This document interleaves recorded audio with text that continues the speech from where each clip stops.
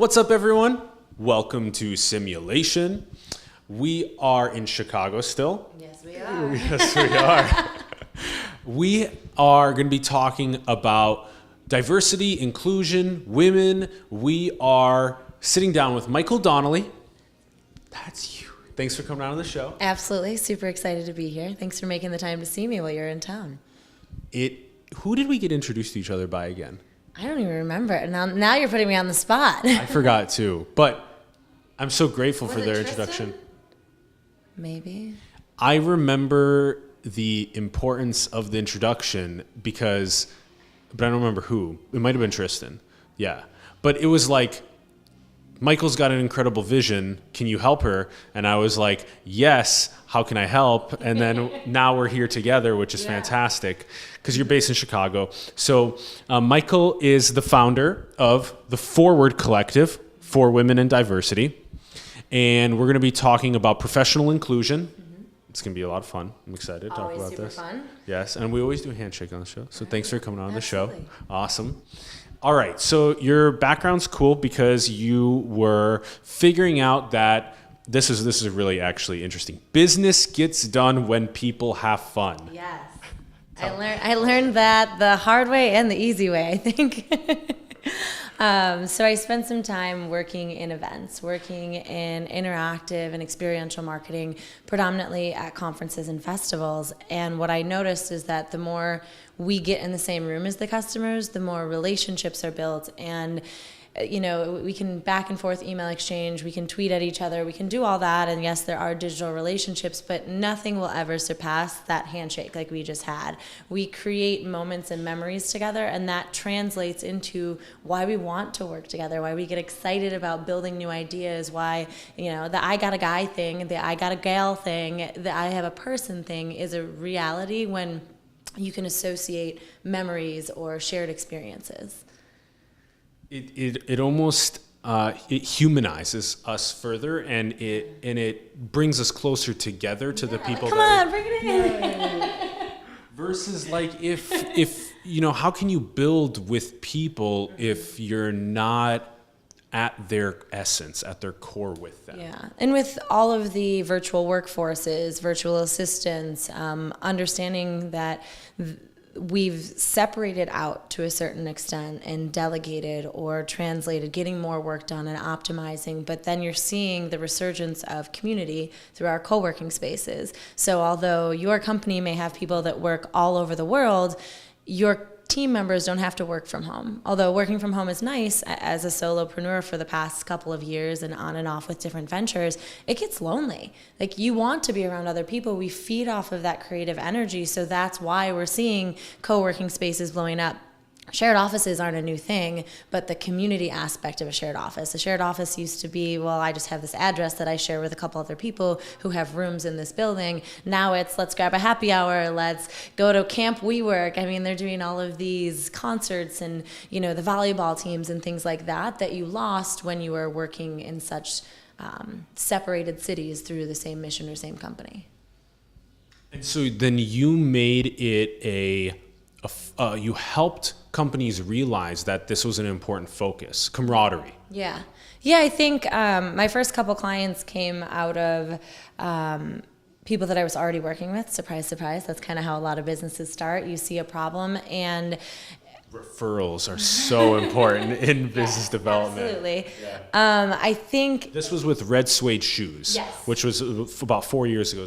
I started this when I left Tech Week, and the reality was there's a number of companies that were like, oh, we want to get our clients or our audience together. What are creative ways? So that was something where instead of just doing your traditional happy hour, what can we add to this happy hour that's going to make it more memorable? So what were some of those things? Yeah, so we have actually one client is a great example. And I've become very good friends with their director of marketing, Walker Sands. So during March, we did a March Madness event, and they are a PR company. So we had 4 different marketing executives talk about video marketing, digital marketing, and I don't remember what the other two, I think one was event marketing actually, and then something else. And we had a curated experience where we would buzz the buzzer. You got 15 minutes with each of the expert coaches. We would buzz the buzzer, and then you round table moved around to have more interaction. So it wasn't a panel discussion with 4 different experts. It was 4 15-minute rounds, or maybe we did 3 to follow basketball periods because it was March Madness. I mean, sports, I get it.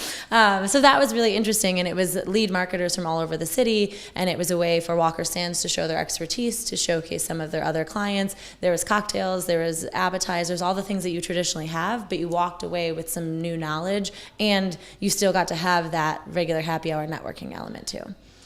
I love how we can add creative edges to the way we generically do our events. Yeah. And then that adds a whole new, like, whoa, it makes it more memorable, which is kind of the whole point, is to... Yeah, and we even had the buzzer sound that went off, and people just like jumped out of their seats like, oh, okay, it's time to go. Yeah, that's great. Yeah. So I love that, like, the premise is to become more memorable, more unified with your team, and then if you do that with memorable experiences, it becomes even more ingrained within you. Yeah, and I would even expand that one step. It's not only with your team. That was just an easy example because it's camaraderie and team building, but also your customer and audience and community experience. Yes. So customer acquisition, customer retention, and then team building are kind of areas that you see these events popping up more and more, and those are ways that we can focus on. It's not always about just building your team and growing that culture and camaraderie, although that's where I spend more time now in the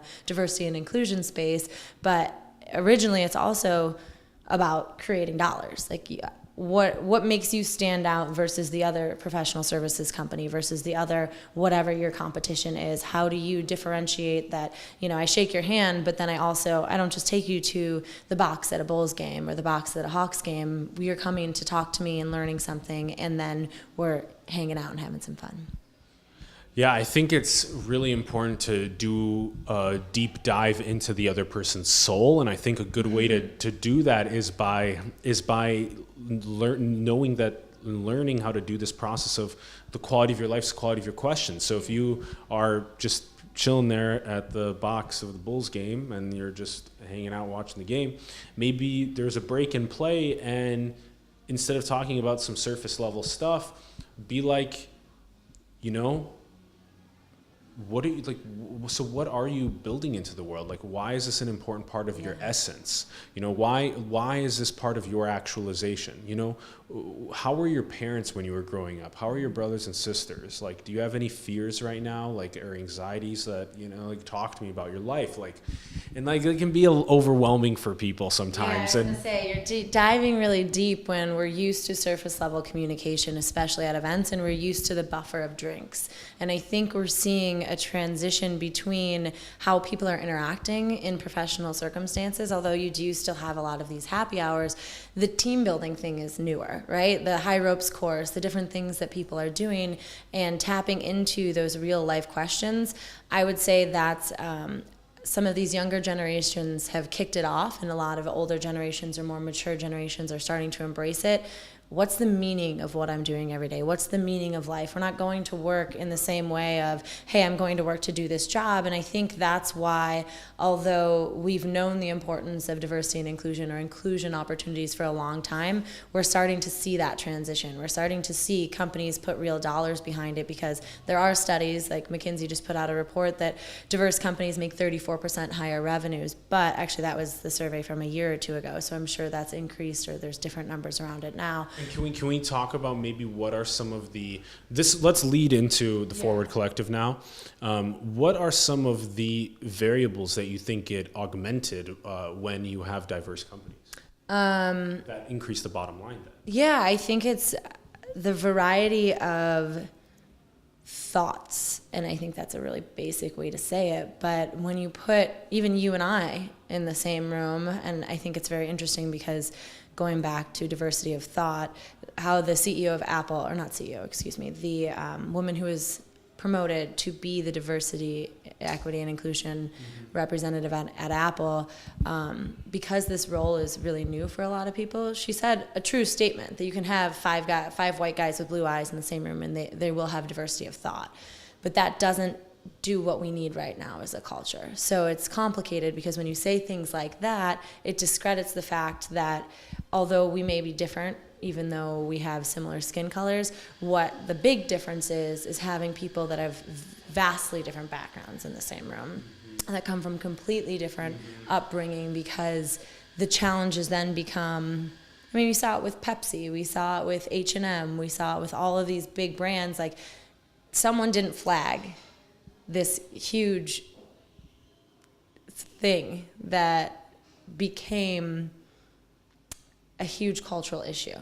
And that's where we see, once you have different voices, different eyeballs, different thoughts, and a different frame. We're looking at things through a different lens. I think I got a roundabout conversation there. I think you're spot on there. So I was telling you a little bit about this beforehand, but when we had the opportunity to talk to Jordan Peterson, and I was really trying to see if there was any research that we could, that there exists, or that we could go and start researching about how interesting it is to have somebody of complete different thought, a different lens of the way they view the world, a different birthed in a different culture in the world. So it's just a completely different upbringing in a lot of respects. And so when they come with their different morals and ethics and values and philosophies about life to the company, does that then help a lot? Because if the person has the same sort of meritocracy, the same background as the other person, it wouldn't it then be better to add the person that has completely different values, completely new philosophies and ways of thinking that could accelerate the company's bottom line? So I was really trying to dig in and see if that was potentially one of the reasons why this bottom line is being increased. And so, okay, so this is professional inclusion. Yeah. So that's actually interesting. We were talking also about just like the importance of looking at places in the world like the Koreas. And at post-Korean War, we have South Korea, which is one of the top 10 economies in the world. It's like 11th, I think. And then North Korea, which is an authoritarian regime that is not thriving economically whatsoever, which is exclusionary. So professional inclusion is now becoming more and more important. You were touching on it a bit with, with Apple. Continue enriching us about it, because you're hosting these amazing, would you call them summits or conferences or summits? You're hosting these amazing summits in Chicago and San Francisco right now. Yeah. And you've done 3 in Chicago, 2 in San Francisco, and these are like panels, fireside chats. We're heading into our 3rd in Chicago right now. Yes. Yeah, this September. So you touched on a few things there, and I think what we're starting to understand is the diversity of thought is incredibly important. But where 5 years ago, I wouldn't even say the conversation started then, but there were efforts. There are things that have been happening over the past 5-10 years. But where we're seeing more success is that companies are now prepared more for that diversity. So when it's a team of all one type, adding, there's the coin tokenism, just to check the box to have these certain people in the room, that doesn't allow for diversity and inclusion. That won't impact your bottom line. There has to be a culture that is open to sharing and open to the diversity of thought and welcomeness of the diversity of how we express ourselves. So in a boardroom, for example, if you have one black person and all white people, if that person's an introvert, they're not going to speak up at the meetings. Whether that person's black, white, Asian, short, fat, tall, gay, straight, whatever, you have to make sure that your culture is ready for the diversity and that you're not a wall. And there's a couple of different ways to approach that, but I think we're starting to see it more and more that, yes, we know we need diversity, but we need to be accepting culturally of that diversity. So you brought up the example of a company hiring someone from a completely different country with different values, different everything, well, that's great, but not if that person gets hired and then doesn't have the opportunity to speak, doesn't have the opportunity to engage, doesn't have the opportunity to share, or is facing a wall every time they try and do that. So there's a lot of value in the fact that we have to be doing these things, but we have to be doing them with a sense of, well, how do we create success opportunities throughout this process as well? Yeah. So it's not only about bringing in diversity of thought, but also about making sure to foster that diversity of thought while once it's in there. And that your culture is accepting. I think everybody, yes.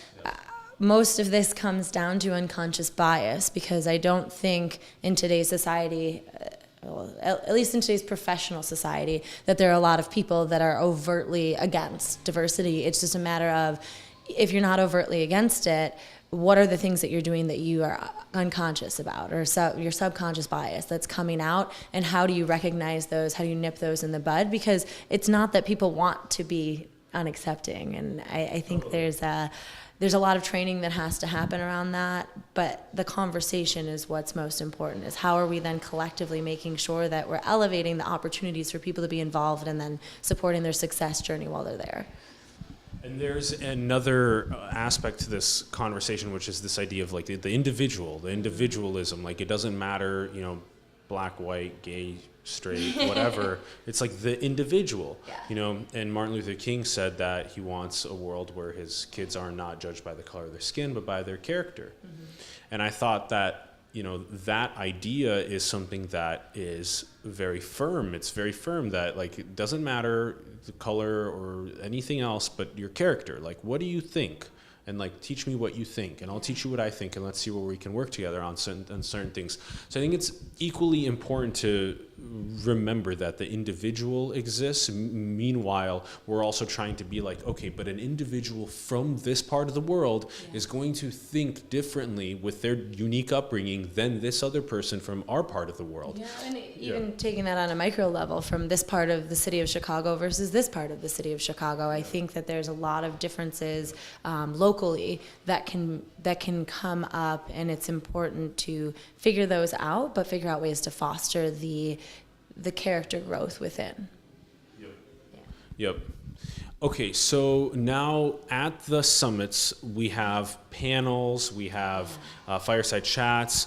You have some of these creative edges that you've brought in. So, like, teach us about this, because what is your edge to the professional inclusion? Like, why should people care about the Forward Collective? Yeah, and I think I'm still working on the best way to define it right now, because it's built by the community. So originally it was something that I was passionate about, but then it's turned into something that morphs with the attendees, because it's really the conversation that we're hosting. So we do a full day summit, panels, fireside chats, keynotes, workshops. We try and make sure to always address the one-on-one component if we can. So we've done one-on-one investor meetings, we've done interview prep, we've done other things like that that allow for a specific learning for individual growth, as well as the one-to-many in the format of the general stage that you see. Our kind of new way of describing what we're talking about with professional inclusion is how we marry your heart, your mind, and your bottom line, because those are our drivers, our heart and our mind, right? What we're thinking, how we're feeling, what motivates us, what gets things going. But then professionally, it's our bottom line. How are we then turning that into cash and capital? So Forward Collective, our conversations are technology, politics, business development, building and growing teams, venture capital. One of our sessions last year was how to get in scrappy, how to focus on your business every single day. So all the way from entrepreneurs all the way to your executive audience, and we really make sure that there's a reason for both people to be in the room and engaging with each other, because we want to make these connections overall, but then we also want to make sure that the conversation is valuable for both sides. So it's been pretty cool to watch that, and what our kind of big feature is making sure that the people on stage aren't necessarily the ones that you're seeing at other conferences. So after hosting client events, after being involved in producing events, especially in the technology space, I kept seeing like, oh, wait a women's panel, or a Black people panel, or a Hispanic panel, or Latinx panel, and so many people fighting about, hey, it's so hard to find, women speakers. It's so hard to find people of this caliber that are, people of color, and it's not. You just have to look. So we're working to make sure that we're an example in the space of we featuring women, people of color, and underrepresented groups as the experts that we are, rather than the boxes that we check. There's a lot of value coming from the stage and the conversation, and diversity and inclusion are a natural part of that conversation, because the people that are speaking, myself and other peers, are people that have experienced some level of engagement around that conversation. I love that, the experts that we are, not the boxes that we check, because that's this diversity of thought ideas, that it is, I am my own individual, that I have a really unique, diverse perspective. I'm an expert in this field, so that's why you're calling me here, not to check off some boxes. So, and I think carrying that perspective is just, that's going to move us forward. Okay, now you mentioned you do everything from, this like one to many, like 1 to 300, but then you also do these one-on-ones, workshops. Like, what are some of the major action items or takeaways that come from the Forward Summits? I think we have a unique value of bringing people in a room that aren't always together. So when you talk about a lot of other diversity groups, which are incredibly important, we need support systems. We need groups that we can go to bounce ideas off of and figure out, what's happening with like-minded individuals.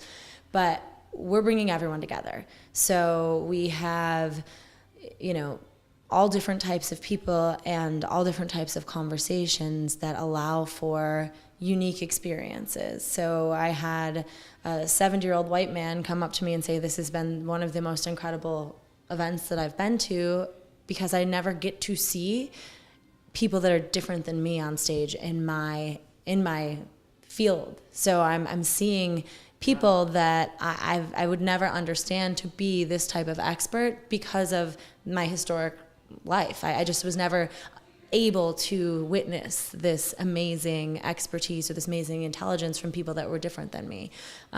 We've had all different types of businesses started out of FWD Collective.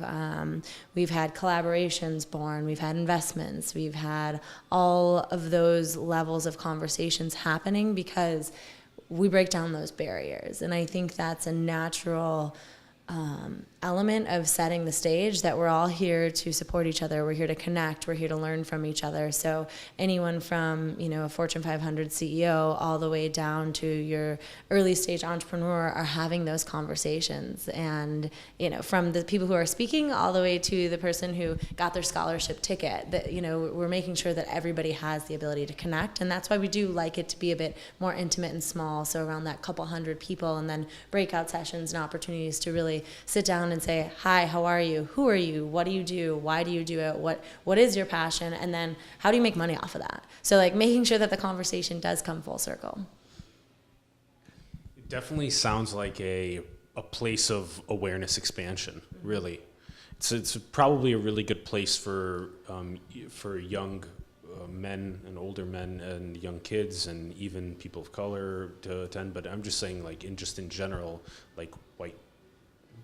It would be great it's a great way to get your mind expanded in new areas of thought. When you're there as a white person and you're watching a bunch of Latinos and Asians and Black people be experts in their fields, you're like, damn, that's awesome. And then that's going to inspire you as well. And it's unfortunate that has to be part of the equation, but it does. I think if we look at Wakanda, that's a perfect example and Wonder Woman. This year and last year were the first times in our lives that we saw a woman superhero and a Black superhero on stage in a blockbuster hit, taking over the world, saving the world, doing all these things. So if you look at that as an example of what we're doing on a micro level or on a city by city level, we're featuring people that have always been, not always, but have grown into their levels of expertise based on the work that's been put in over their personal lifetimes as the experts that they are, so that people coming up can see that, and people from before can now reframe their mind. if I've been, a white man that's been in business for 50, 60 years and I've only been in boardrooms with white men, when I walk in and I've had this experience, there's a lot of shock. There's a lot of confusion. There's a lack of understanding of how to talk to me. I have a friend who told me a story where every time she spoke, no one would answer her.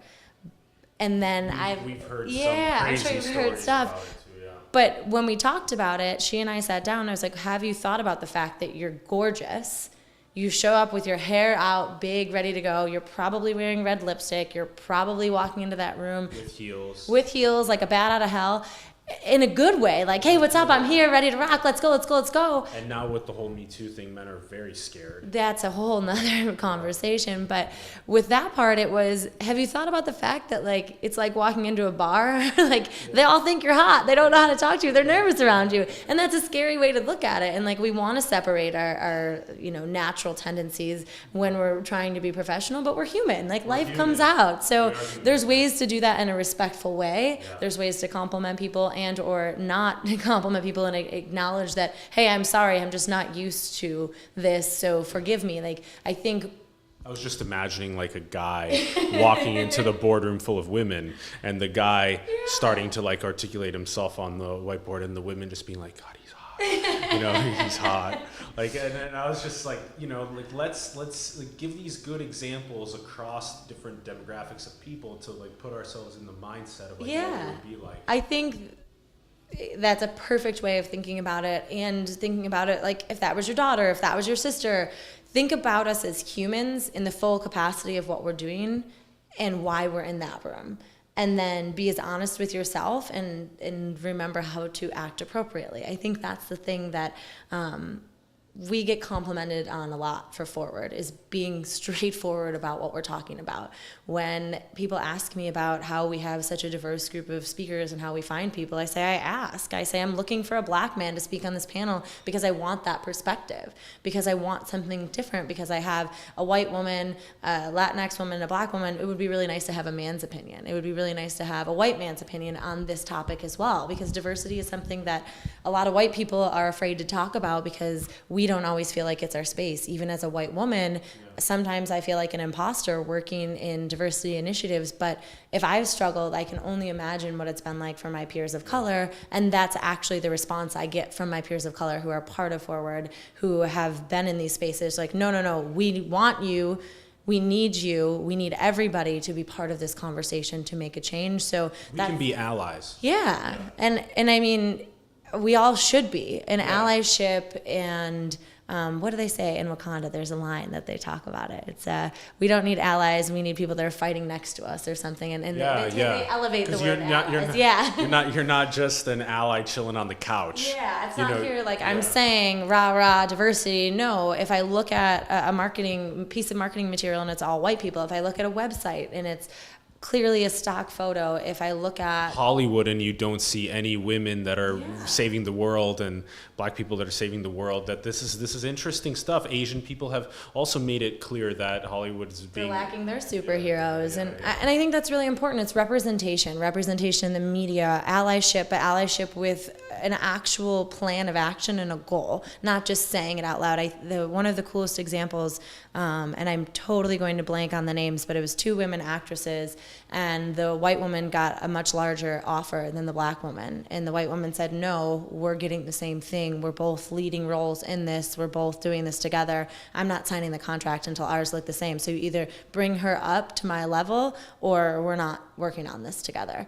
And that was such an incredible moment and such a cool time to be able to witness the fact that, this woman was willing to walk away from this role because her peer was not getting the same, and she was like, well, this isn't fair, I'm done. And now you've seen it with a lot of other men starting to do that as well. I think Benedict Cumberbatch was the main guy that I saw publish something about it, where he's like, if my female counterparts aren't getting the same pay, then don't come at me, bro. Yeah. There's lady producers too. I gotta be careful. Yeah, exactly. Don't come at me, sis. So this has so much nuance and so many variables. There's a lot of personality traits that are being discussed right now, like women being higher in agreeableness and men being higher in disagreeableness, which ends up helping in business when you're willing to be like, no, I want a better deal. And so like negotiations, bringing it to the table. all that kind of stuff. And then, and just like things like that are interesting that, that's why, women are much, in that case, better caretaker and better like in social setting are able to be more agreeable and stuff. And so the idea is that then if there are some sort of like evolutionarily psychology based personality traits that are, if in a free and open society without oppression, how would people funnel into these different traits? Because then you don't want to force men to become more agreeable if they're already just funneling into being more disagreeable. Like there's rarely male nurses. I mean, I'm around nurses and doctors a lot, and I talk about it, and I'm like, yeah, there aren't. And whenever I'm visiting as well, hospitals, clinics, I just don't see as many male nurses. There's very few actually. And so just in general, the idea is like if men have the choice to be a nurse or not, and they're just choosing to not be nurses, why have like affirmative action programs that like force men to be nurses? I think that's a really broad statement. Yeah. Because you're talking about now generation versus a lot of this conversation is going to be addressed by future generations. I think stereotypically men aren't nurses. Traditionally that's seen as a more feminine role, so a lot of men don't even consider the idea, and it's not because they wouldn't want to or wouldn't like the job, it's because they're told that's a woman's job. Well, it's also like caretaking, like it's just females are great at that. But that's also a generalization. It's a generalization in the sense that when we're young, girls are given dolls and boys are given trucks. Girls like to play with trucks, boys like to play with dolls, but there's a genderization that happens at such a young age that is going to impact the paths that we take. There's also the trauma that's caused by other people's opportunity to tell you that you're supposed to do something one way versus the other. And psychologically, if that happens at a young age and you decide that that's what is right, what society has put on you, and you don't branch out from that, that's what'll happen. So, I mean, there's the examples, you'll hear it.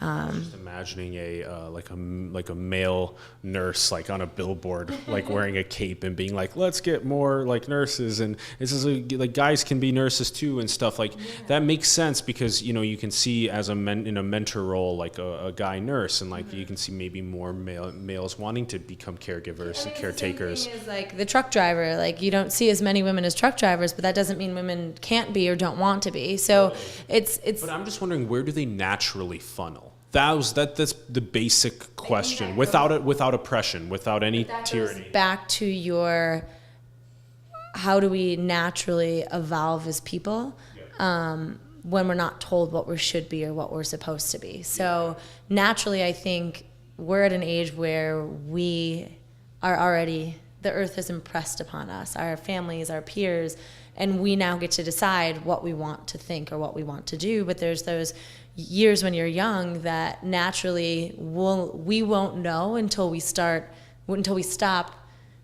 at using specific types of toys or specific types of learning tools for girls and boys at such a young age, because naturally we're already shaping into separate groups rather than allowing for your natural tendencies to come out. Does that make sense? It does. So it's like the equality of opportunity is presented to every child, and then the child just gets to pick. And that's not really the case. It's not on purpose. That's just how the parents were raised, so that's how a lot of times it gets passed down. And I think the more conscious we are. By the way, nobody should be becoming a truck driver now. Yes, logistics are going to be, it'll all be really interesting how it turns out, right? The next couple of years will be telling as we automate our cars and services. But I think there's a lot of opportunity of conversation, and interestingly enough, there's a lot of videos that are out right now educationally around the research of, boys' toys versus girls' toys, and you can't tell what a baby is a lot of times when you meet it for the first time, boy or girl. And there's also the transgender and that whole community and all of the different nuances in between, LGBTQ, I'm going to say it all wrong, AI. There's a lot of different subsets of the community or areas of the community. LGBTQIA was the last time. Oh, I heard AI. See, and maybe I'm just thinking artificial intelligence because I just heard a podcast about that. Intersex, asexual, yeah. Yeah, and I mean, because we're allowing for conversations, people are opening up to who they are and how they would naturally tend to, and stepping out of what the world has told them they have to be. Okay, so then maybe the ideal then, let's see if we can find an ideal. Is the ideal then to have, first, I'm an individual, I have my own individual thoughts, my own diverse individual thoughts, no matter what other of the labels are attached to me. And then I'm born into the world where I see whatever opportunity that I want that I can manifest for myself. That I'm not limited to seeing only certain people of certain genders or certain skin colors, certain thoughts in positions. But there are.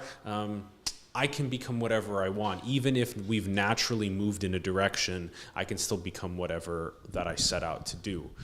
It's a very complicated and nuanced. Yeah, you're telling me. And you're the one that's immersing yourself in it. These conversations get into rabbit holes very easily, and I think that's interesting because we're hosting a professional inclusion conference and talking about business development, technology, politics, marketing, etc. And we're talking about right now how we're raising our kids and how we're opening up gendered roles earlier and earlier on. So I think there's no perfect answer, and if we remember that each person is an individual and we look at people for their skills, the values that they have, what they bring to the table, that's the best we can do at our stage of the game, and then helping to remove barriers to what our natural tendencies might be for the youth that are coming up. So giving out as many opportunities, showcasing, embodying, be the change that you want to see in the world. So as you spend time with kids, as you work with different groups, as you work with mature people, I think we, from a diversity perspective, we also include ageism as part of like our conversation, because that's a huge thing. And I mean, so I'm hitting my 30s now, and you'd be surprised, I'm on the older side of the entrepreneur spectrum, and I'm laughing. They're saying 45-year-old entrepreneurs are the most successful, but you see heavy in the early 20s, late 20s, like let's grind, hustle harder, doing all these things. See some 18-year-olds that are just crushing it on the internet. They're just doing really intense work with lots of followers and stuff, and you're like, damn, those people are 18. That's crazy. I spoke at a conference with Jake Paul, and I'm on stage with him and laughing, and one of his statements was like, you don't need to go to college, kids don't go to college, and he said it in a roundabout way, but it was one of those things where I was like, oh my God, it's not that you don't need to, and it's not don't go to college. And I was kind of like, I felt like I was picking up the pieces. I'm like, yes, you were successful, but not everyone can be an internet sensation. Not everyone will have those successes. Go for it, do what you can, but what you get from traditional school is different than what you get from entrepreneurship, but also from school of life and other areas of professional growth or education. Like, I thought college was really valuable. I also went back and got my MBA. I learn well in those situations. Not everyone does, but I think you see a huge celebration of people that are self-made and didn't go to college and didn't do this. And, heck yes, if you can do that. But I don't want to discredit universities and professional development and all these other sides of things, because there is a huge value in learning together and in those educational institutions. They're not perfect, but neither is an internet course. Totally. Like, there's things that you learn in all of these different capacities. Totally. And providing opportunity to people to know that something exists outside of the traditional university path is really important, because a lot of people don't have mentors or leading figures in those spaces to be like, oh, I can do it on a non-traditional path. Or even the non-traditional career path. I mean, talking about male nurses, if I'm a guy that wants to be a nurse and my dad doesn't like that, or my mom doesn't like that, or my family makes fun of that's a complicated path to take. So I think it's... Same thing with a woman becoming an engineer. Exactly. And I think we see more support from our society right now of women being engineers versus we do of men being nurses. Totally. Which is also the diversity of other things. That one of the gentlemen that came to one of our events is a man that worked in philanthropy, and he's laughing. He's like, yeah, I'm an old white guy, but I'm the only old white guy at my job. Like, it's all women, and it's all different kinds of people and all different this. Like, I've never had the diversity problem. I've always been the token white guy, and I'm laughing at him. But for him, that was like a unique thing, because in his career path, like, he was one of the only guys in it. So there's so many different ways to look at, but I think why this is important is looking at what traditionally hasn't been given to underrepresented groups, to people of color, or not even given. A good way to think about it is like climbing up the competence hierarchy. Like, you're trying to make a lot of impact in the world, and you need your basic needs met. So we got to get some equality in terms of just these basic needs that are met. And then once those are met, then equality of opportunity for you to go and pursue whatever career that is your passion that you want in the world. Mm-hmm. And then this sort of the barriers that are in the way that make it oppressive in some ways and tyrannical. Absolutely. And it can be fueled by corruption and greed. It can be fueled by just hate against xenophobia, all these different things, ageism, right? All these different things that make it more difficult to climb up the competence hierarchy and make impact in the world. Well, and I think it's really interesting what you brought up is our basic needs being met. And there's a video on Facebook as well. Apparently I watched too many Facebook videos lately. It's a gym teacher, I believe, but they're outside, and it's a diverse group of young people. And he's asking, who had breakfast today? Take 2 steps forward.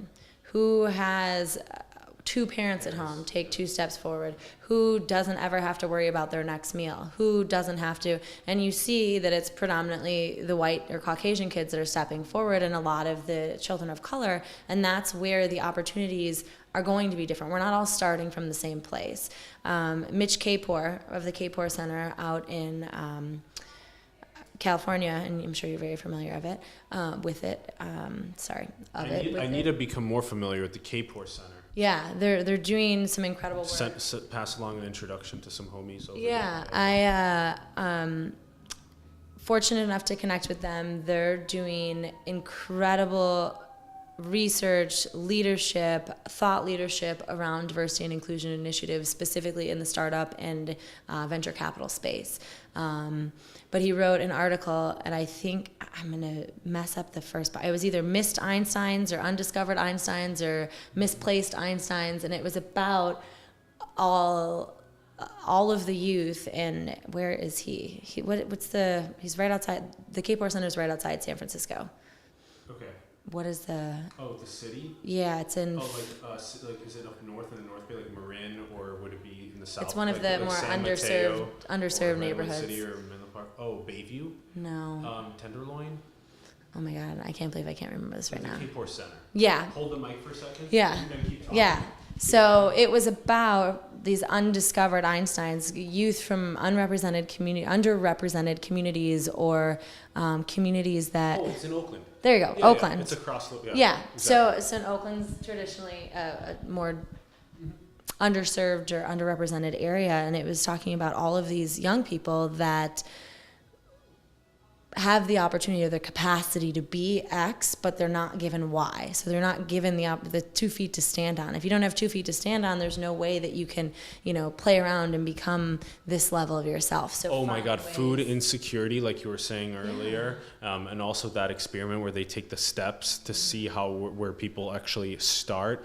I remember someone teaching me about that, and I was like, that's a really good one. And that's a part of like our white privilege and understanding that. And by the way, that's in the U.S. A lot of people, typically when white privilege is said, we lose a lot of the attention of people that maybe find themselves on the right side of the political spectrum.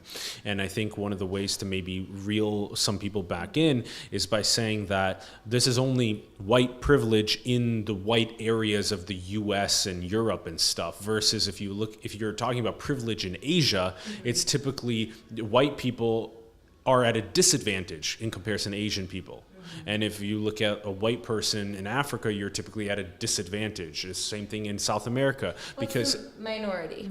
You become exactly. So it's more about a majority privilege, and that's I think I are think an that's a interesting good way. clarification, and I think the majority privilege comes with a sense of privilege and understanding where you don't necessarily even see the things that you're getting that other people aren't. Like you can be white in the U.S.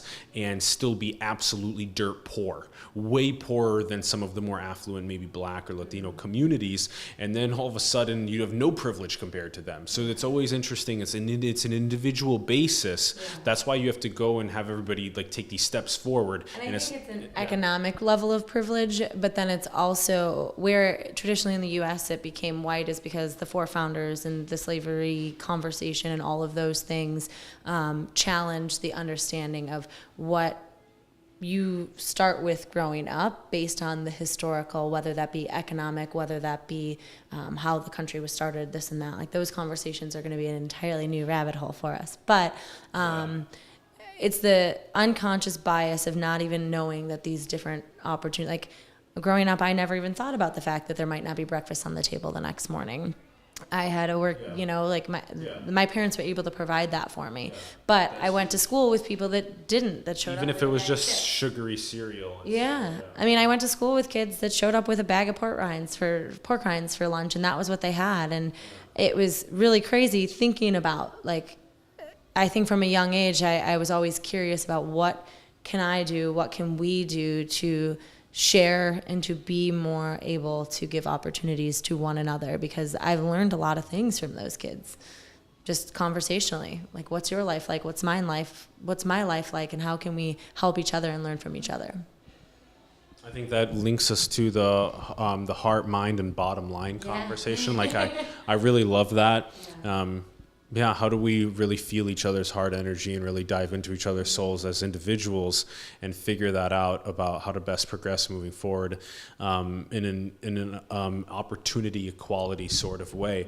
And actually, interestingly enough, maybe an equality of baseline is also very important. This equality of Maslow's hierarchy of needs, like just the bare necessities of air, clean air, shelter, food, water, electricity, and then come find the best education, find the best healthcare, find these best things for you. I think that's where you're seeing a lot of companies beef up their benefits packages, because you have, a chef that comes in and make lunch, you have a chef that comes in to make dinner, you have your health insurance covered. I think although it's kitschy and fun to have the ping pong or have these other things as part of startup culture, that's a way to address other needs that aren't necessarily met in our normal ways from our professional lives. So yes, they started as a lot of fun and interesting ways to engage people or to entice people to come over, but they have turned into another way to kind of check off the needs that we might have outside of our traditional work. Yeah. I mean, I don't know. Well, I think you are nailing it, because thinking about it from the perspective of needs, that's one of the reasons why there are people that just literally live inside of trucks on the Google campus.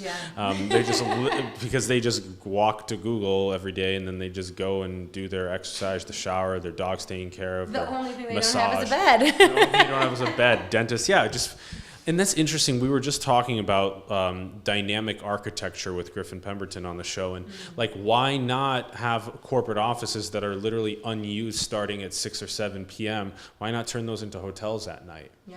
Because they're literally littered everywhere throughout the downtown area. So there's all these interesting ways that humans are not or like maximizing. Soup kitchens and shelters are overcrowded. There's lines around the corner if you drive down the streets of Chicago, and there's hundreds, unfortunately, of people sleeping on so much wasted food after events. Sleeping on Lower Wacker Drive, and the wasted food and the laws around it. I think I don't have that mental understanding and that knowledge to be able to solve those problems in the way that I would like to.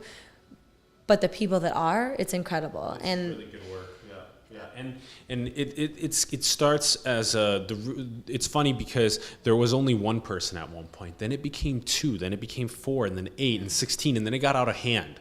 But the thing is, camp on the side of the expressway just down the street. There are camps on sides of expressways and stuff, and what with this whole like exponentials thing that I was addressing, it became exponentially to the point where it got to, because we didn't identify it as a societal problem when it was starting to happen to the first person. And we didn't build a tight enough social fabric to maximize the potential of that person into the world through their mental or physical ailments, whatever it may be. So that is going to get solved by a lot of different collective